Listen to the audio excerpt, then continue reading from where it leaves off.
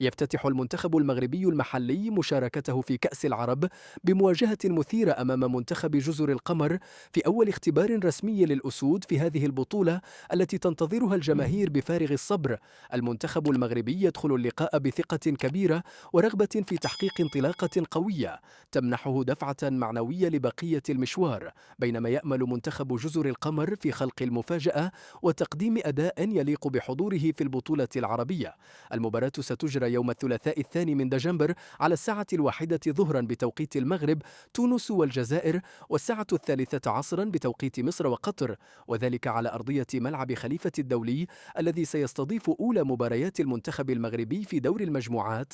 الأنظار ستكون موجهة نحو مردود اللاعبين في هذا اللقاء، خاصة أن بداية البطولة تلعب دورا كبيرا في رسم مسار المنتخب خلال المنافسة. ما توقعاتكم لنتيجة مباراة المغرب وجزر القمر؟ اكتبوا رأيكم في التعليقات.